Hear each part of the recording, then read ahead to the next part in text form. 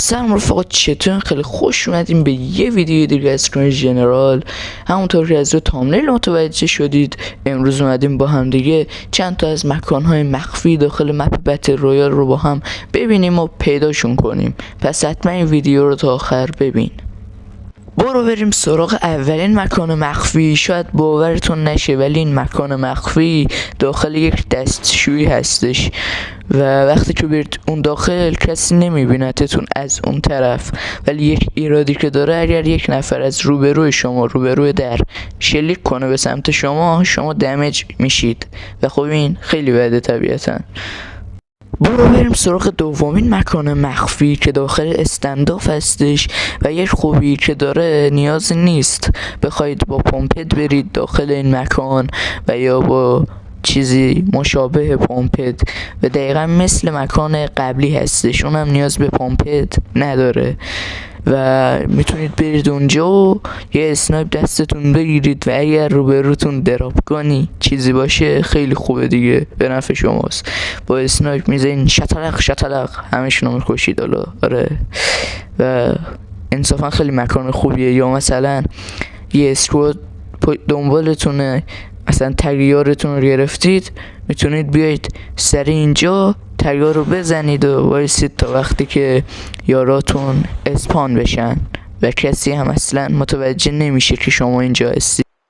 برو بریم سراغ سومین مکان که داخل باس استیشن هستش و داخل زیرزمین باس استیشن قرار داره و بهتر بگم یک مکان نه و 3 تا مکان.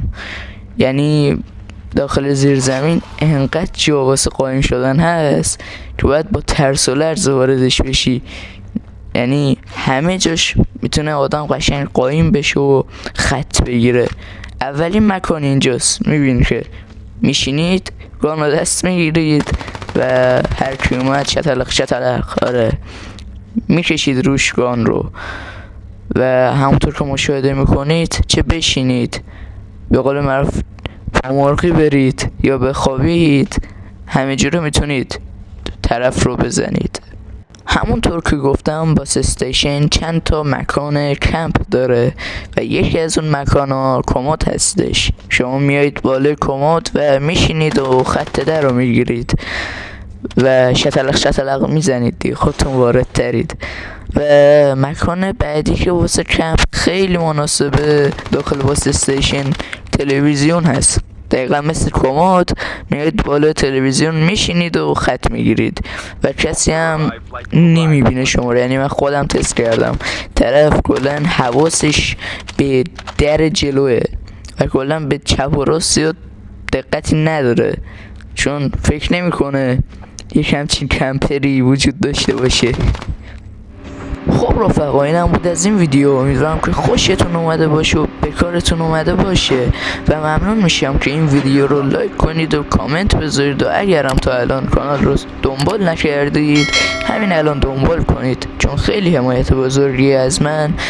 و اگر دوست داشتید پارت دوم این ویدیو رو براتون بذارم، تعداد لایک های این ویدیو رو به 20 تا برسونید.